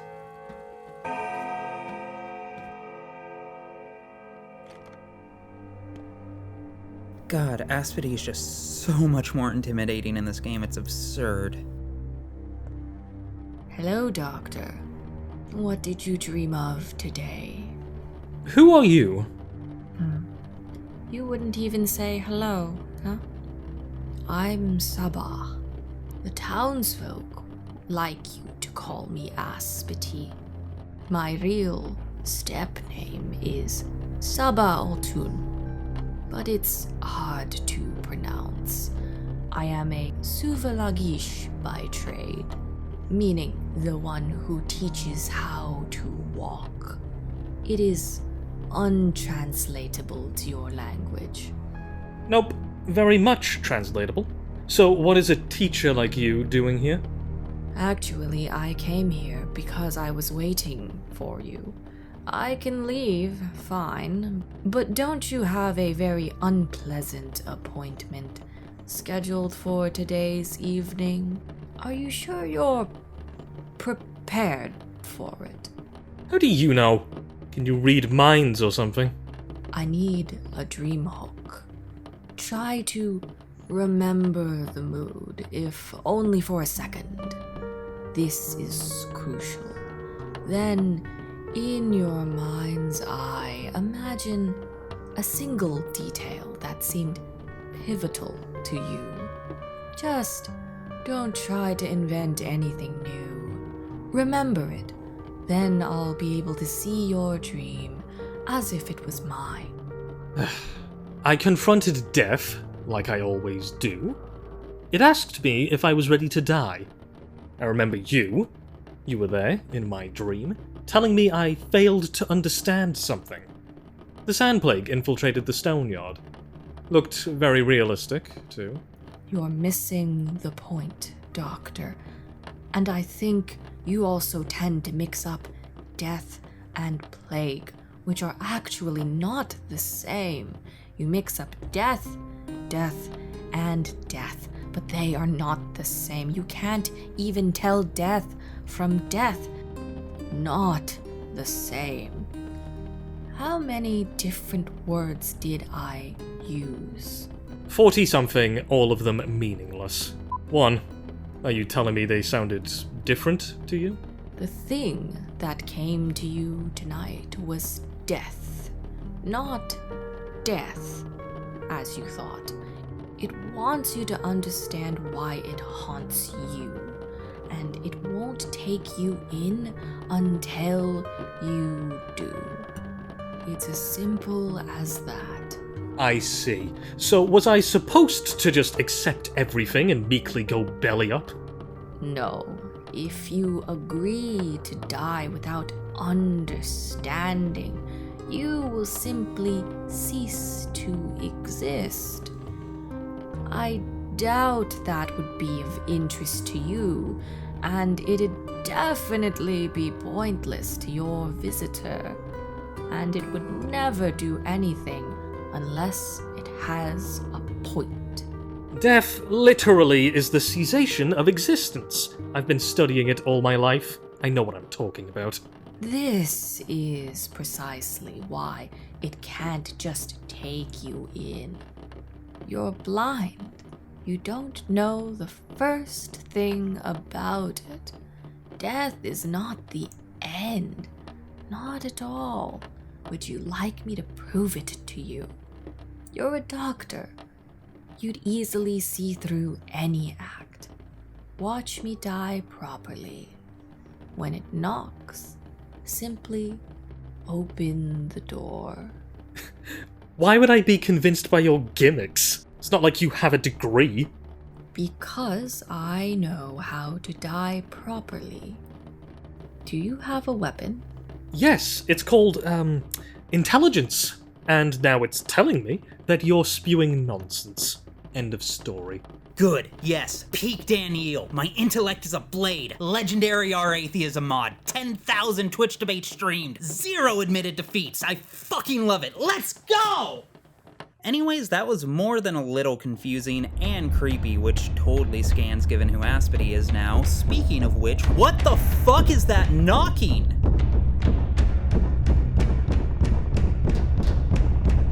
You are far from cowardly, Doctor. Mulish, though. Your head is stuffed with science. Your eyes sewn shut.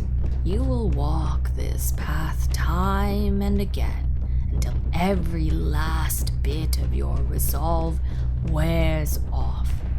And who are you without it? Who would need you? Who is behind that door? Death, obviously. It's nice to see that it's so well-mannered as to knock. Ah, that's the old mood I missed. That funny feeling that I'm about to be fucking murdered. Well, guess we'll just answer the door.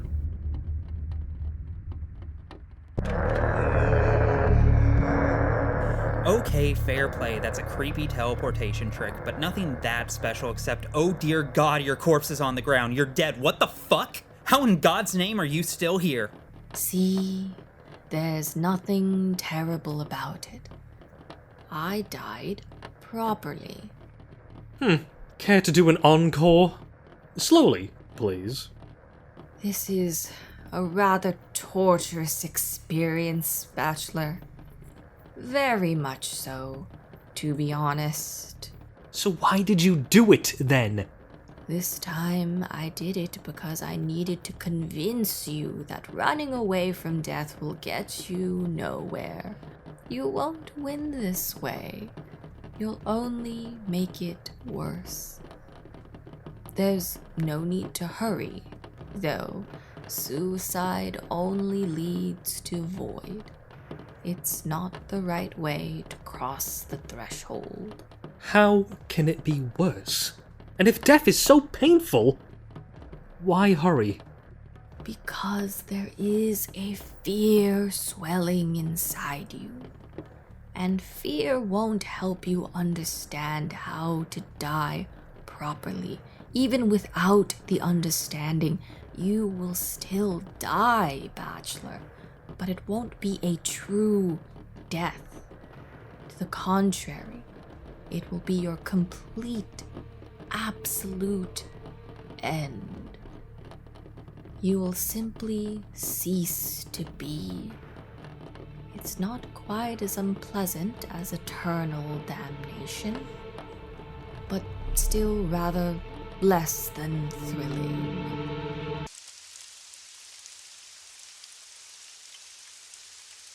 How to die properly, huh? What does that even mean? Especially for someone like Daniel who believes that death is a pure and simple oblivion. Can't lie. It's a perspective I share. And from that perspective, well, one death is as good as any other, right? Death is death is death. Or at least that's what I'd usually say, but it seems like Aspity could not disagree more, given her insistence that there is a variety of kinds and quality of it.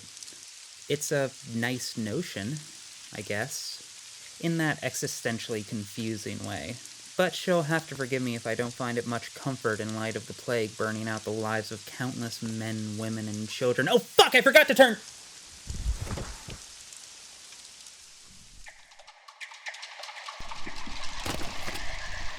God damn it! Can't believe I died like that.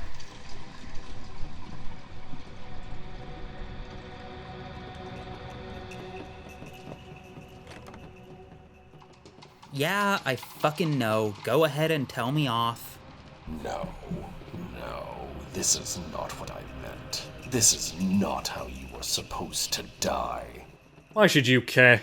Just reap what needs reaping. Think about it. Are you ready to die? This is what the question was. The wording is important here. You're dying, but you aren't ready. What's the point of such death? You never braved the abyss. You fell limply down its chasm. Yeah, I agree that the attempt was lousy. Would you let me try again? At least I saved right before all of this stupid fucking law of gravity. Okay, try this again without being a scrub about it. Not even sure why I climbed those stairs in the first place. The dramatic effect was not worth it. Either way, we need to stop getting distracted and get back to finding that carrier. What are you kids doing out here? Especially you, Sticky. I told you specifically to stay inside, you little goblin. We'll talk about your punishment in a moment, but first things first. What are you lot even up to?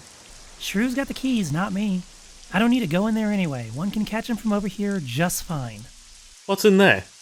2 solid masters are dying in there right now. Siskin and Lotman. Both have been over the river, so now they're done for. That's what you get for getting carried away. Anyway, I want to collect them into nuts. I'll listen to them before I go to sleep and they'll advise me. Let me check if I got everything right. What you're saying is that there are 2 infected persons in that house, correct? Nah, they probably just cut themselves or something. But you won't get inside anyway. The house is locked. Well, how do I unlock it? You don't. And I wouldn't tell you if I knew anyway. You'll come back here with them beakheads, drag Siskin and Lotman to the mortuary and kick me out of here, right? So how am I going to collect them into nuts then? Nah, man, you're barking up the wrong tree if you think you can trick me like that.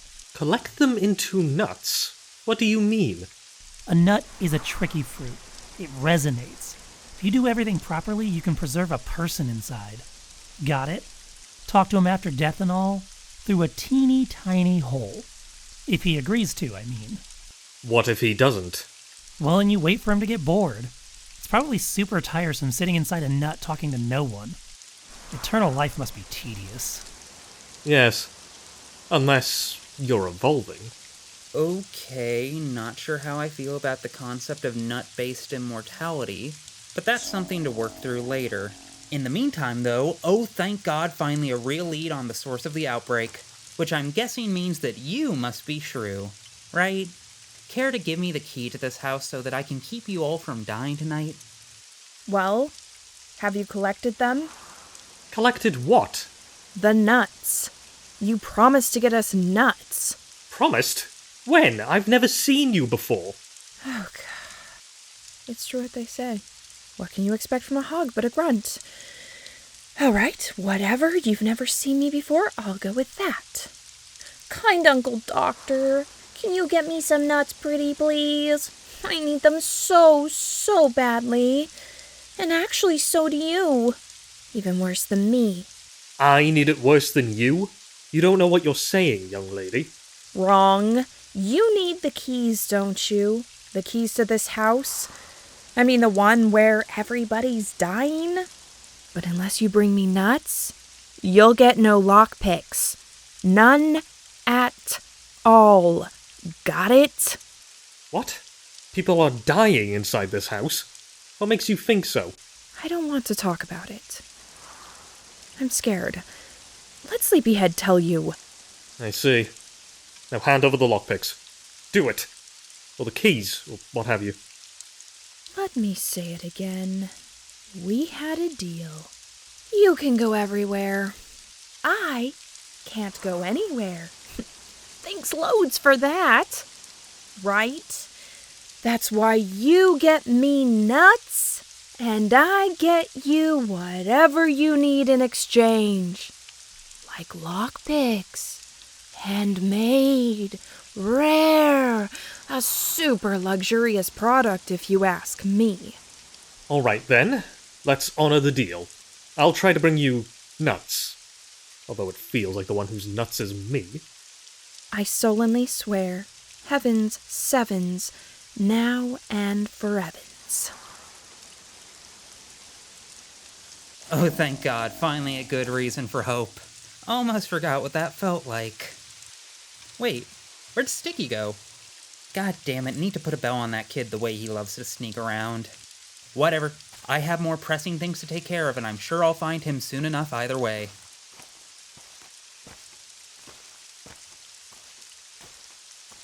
God damn, I love being right all the time. Now mind telling me why you broke quarantine?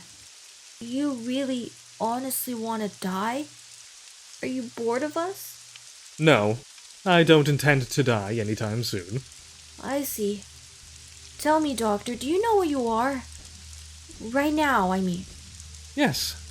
I'm at a loss. Should I simply stop giving you attention, or should I spice it up with a spanking first?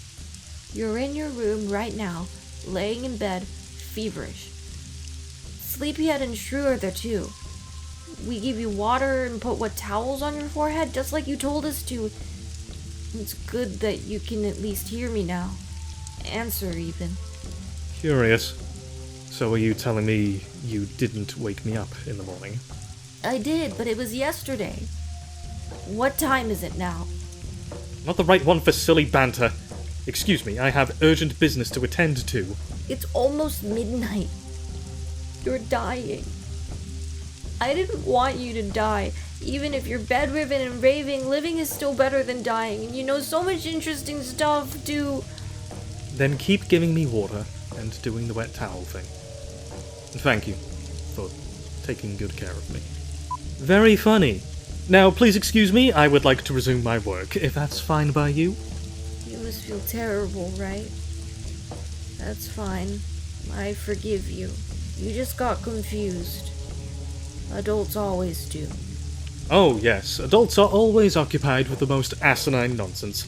Like feeling anxious that a bunch of urchins keep roaming the streets, putting themselves in mortal danger. Yes, Doctor, I know you're worried about the sand pest, but we're safe. No, really, we are. So calm down. It's all right. Not convinced. Go home, all three of you. There are logical discrepancies in the world. Is Daniel... Am I? Never mind that for now. One thing at a time. I have an outbreak to prevent.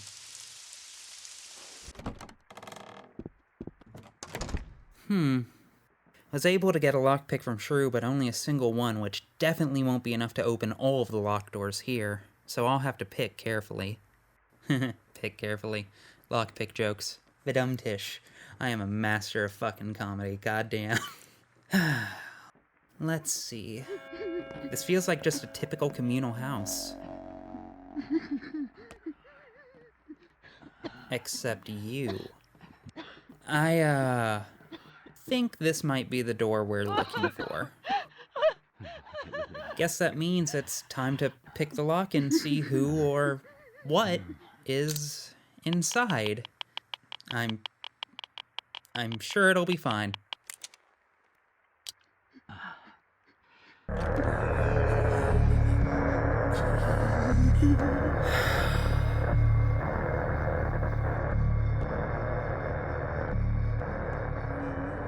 And then there were three.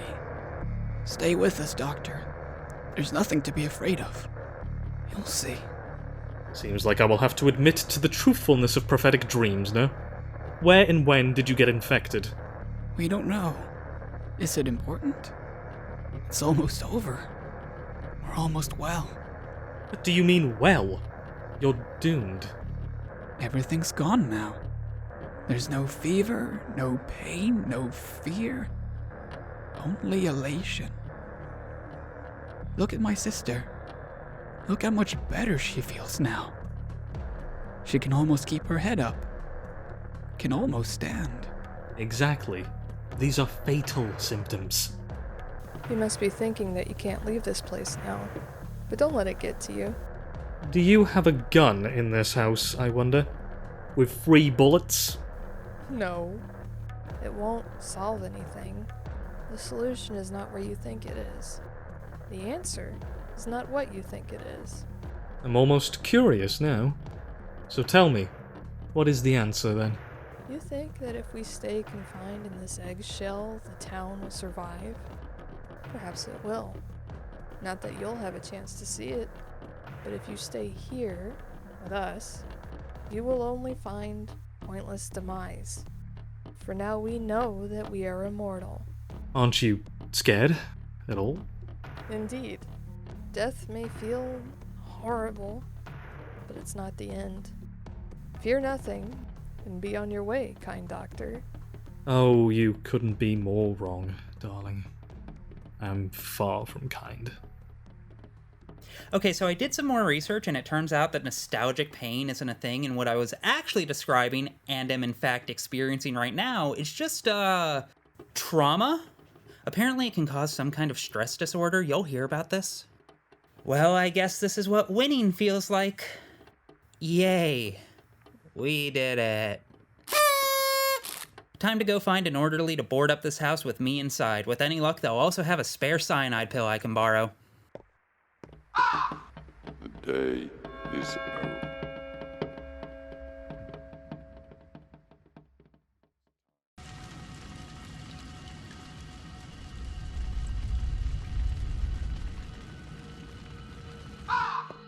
The day is over.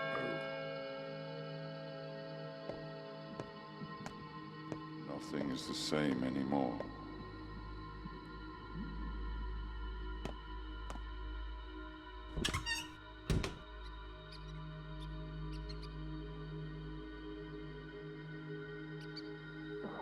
Mikhail Gaba, orderly number 2. Awaiting your command, Doctor. Firstly, I need a team of orderlies here. Stat. Board off the house, don't let anyone out, myself included. I'm staying in there. I have contracted the disease. I'm sorry, Bachelor Jankowski. The infection has infiltrated the stone yard. The outbreak is gaining momentum. Awaiting your command. How did it happen? A sizable group of refugees from across the river has found its way here tonight. They entered the stone yard through the steppe people's camp back behind the cathedral. That's probably the reason why most of the steppe rabble fled at night. They feared the disease, or maybe a rough. How many refugees were there? Enough. More importantly, they've gone into hiding all over the place. We won't apprehend them all before dark. This is it, then? Now we need to persevere. To stand up to the plague. Perhaps someone will survive. Yes. Even if, in the end, there is but a single living person left, we still need to fight tooth and claw for every life. At least, that's how the theory goes. The reality is much ungainlier, though. But you are still alive. I think I'm beginning to understand. I believe I have a crucial appointment this evening.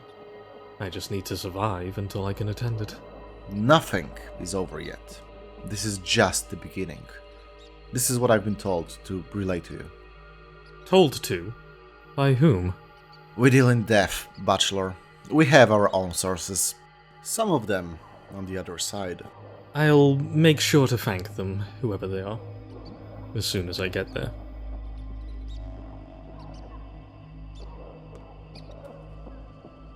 So we were doomed from the start. None of this struggling and hunting ever mattered. Same as it ever was, I guess. So, what now? Just hang out and wait for the curtain to drop? Try and track down Sticky, I suppose. Can at least wait for death alongside familiar faces. Even with the plague as in their face as it can be, the townsfolk are still just wandering to and fro like the whole world isn't ending.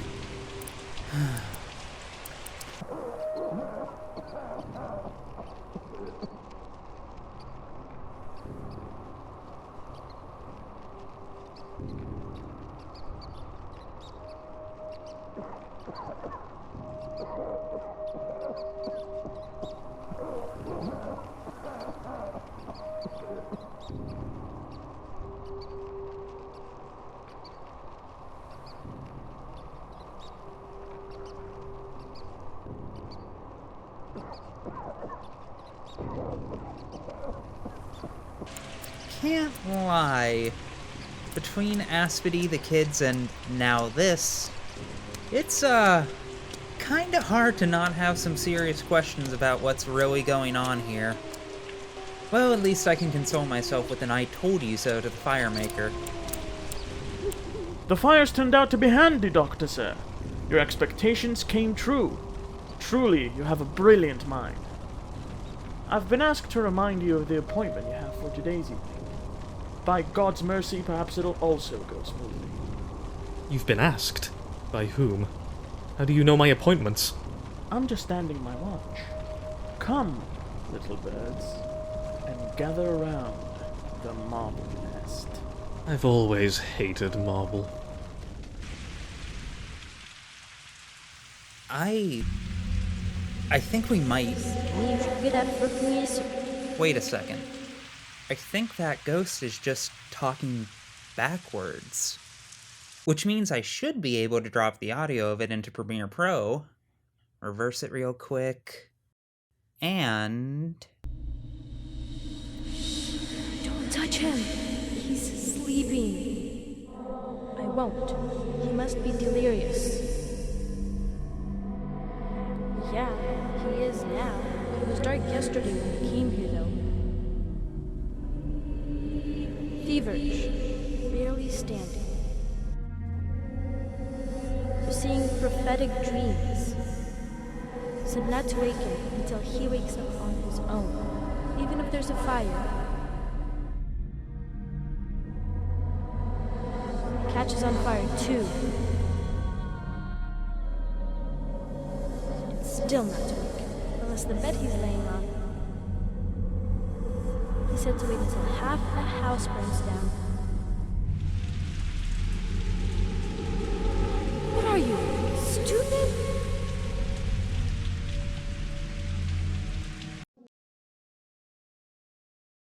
Oh, fuck. In that very first starting room, I spawned in front of a coffin, didn't I? This wasn't Daniil Dankovsky's fun step vacation at all. This has been Daniil Dankovsky at the end of time.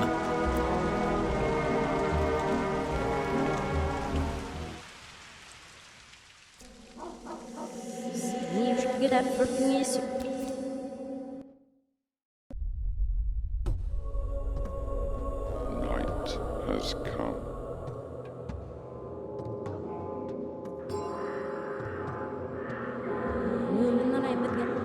What the hell are those bells? They seem more than a little ominous.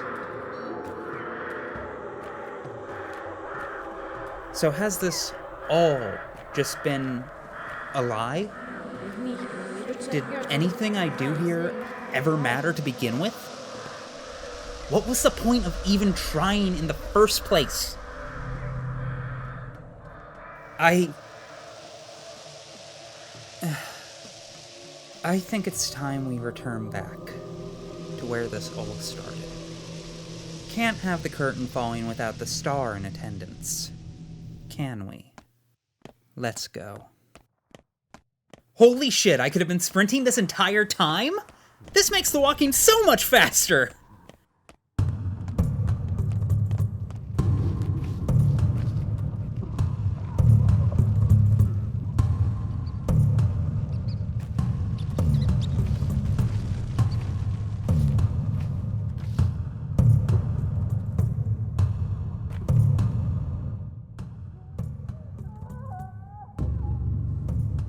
Pay respects?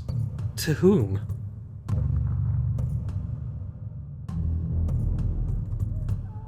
Let me in. I want to have some sleep.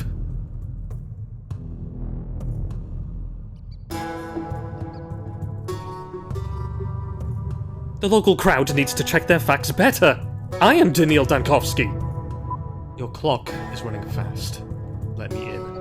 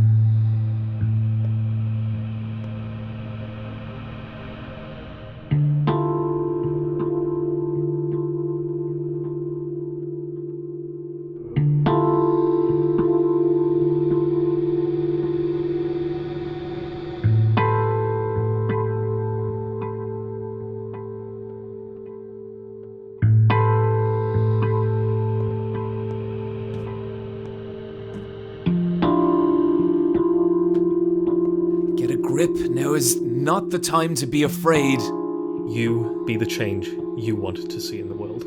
You are a doctor. Your job is to preserve people's lives. You hear me?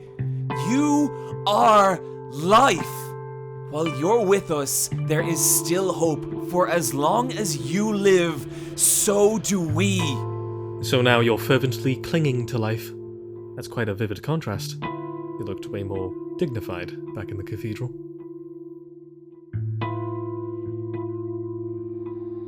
It's all right. I'll just pay it no heed. It's just a transition, right? And transitions are always uncomfortable and arduous. But it's all right. See, Doctor? I'm not afraid. I keep on working. Am I doing good? Working? What are you talking about? I'm tending to the sick. They're so scared. So hungry for consolation. I can see you're counting me among them. Thank you. Kindly.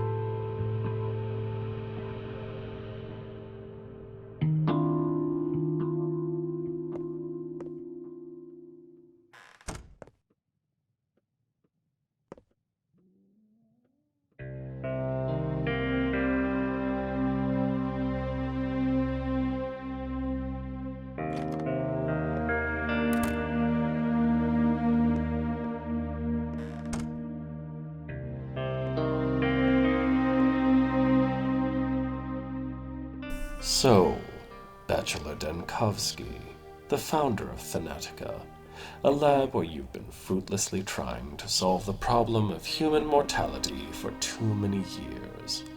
The tragic Sandplague fighter. Are you ready to die? Go on. I like how you're listing my achievements. More, please.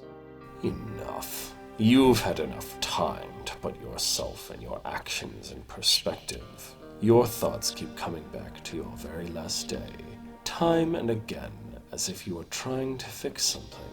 But in reality, you are lying here, delirious, clinging to the naive hope that this terrible house is a product of your imagination, a prophetic nightmare. So the kids were right. Yes, the kids grew very fond of you. They keep vigil over your body, even fighting over the privilege of fetching water for you. The girl is the only one smart enough to realize that it's time your torture ended. But adults always underestimate children, think they are more intelligent. And you are no exception. Keep vigil over my body? What do you mean? You once again refused to die and plunged into a new loop of your deathbed derangement. Everything but this house is a product of your imagination. But now you are finally coming to. There's only one step left to make, to leave the illusion behind and embrace reality. I'm afraid I'll have to be insistent. So I repeat, are you ready to die? Give me a moment. I need to collect my thoughts. Do that. Thinking is never inappropriate. Aspedy, the stepwoman, claims that as long as we understand where death leads to, we keep on living. Saba Utun is so cute, so used to nurturing little children and cubs. She begged me to take it easy on you, said you're like a baby who lacks the right words. Can you feel it, at least? Do you know in what direction you want to live? Yes, I have an idea of what's beyond this place. It's undoubtedly more intriguing. I wanted to break out. You chose freedom. Congratulations. Give me your hand. Now the interesting part begins.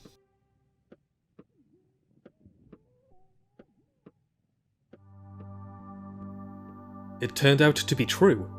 The transition is real, and the timeline continues. So does the entity I call myself. More emotion, less words. They are all obsolete. It's all different now. No. Fuck that. Okay, don't get me wrong. Good ending. Great ending. Probably the canon ending. Definitely the most important ending for understanding this game and what it's trying to convey, which we will unpack in a moment. But, also, there is no goddamn way I am accepting that the prickly prick who founded the Thanatica would ever walk humbly into that good night. Moreover, I refuse to let this beak-faced son of a bitch or the evil sackboy puppeteering him beat me, nor us. We are better than that. The Tragedians made it clear that playing by anyone else's rules and expectations is inherently a losing game. So, if that's the case, then let's break some boundaries. Shall we? Take 3. Action. So, Bachelor Dankovsky, the founder of Thanatica, a lab where you've been fruitlessly trying to solve the problem of human mortality for too many years. The tragic Sandplague fighter. Are you ready to die? Bachelor Dankovsky is ready to die. Oh, you're a clever one. You definitely seem to have understood something. Was this why you sent me away to explore the town? I sent you nowhere. I came here to claim you, but I don't want to do it unless you accept me. You hate death so much that you can prolong the agony for many days, surviving purely on your own hatred. Aren't you tired of this yourself? If we're having this very personal conversation at all, please be so kind as to tell me. How many days exactly are we talking here? Enough. You've had enough time to put yourself and your actions in perspective. Your thoughts keep coming back to your very last day, time and again, as if you are trying to fix something. But in reality, you are lying here, delirious, clinging to the naive hope that this terrible house is a product of your imagination. A prophetic nightmare. Give me a moment. I need to collect my thoughts. Do that. Thinking is never inappropriate. In the morning, you told me that you're not unlike a law of nature. A rule, so to speak, of this world. Could you please remind me, though, which rules exactly we're playing by? What on earth? I deny you the right to exist. I'm the one in control. You're not death. You're merely a puppet. It was I who brought you to life, and it is I who will end it. Are you ready to die, beakhead? Touché. Bravo, Bachelor. Or are you? It's hard to tell who exactly talks to me from the other side of the glass. What a cumbersome mask. Anyway, what do you plan to do now? Solve the same problem in my real life. When the time comes. But thank you, kindly, for the enlightening conversation. The laws we think immutable are false. The laws of nature that dictate mortality. The laws of games we play. Well done. One doesn't have to follow them indefinitely. Rules are made to be changed.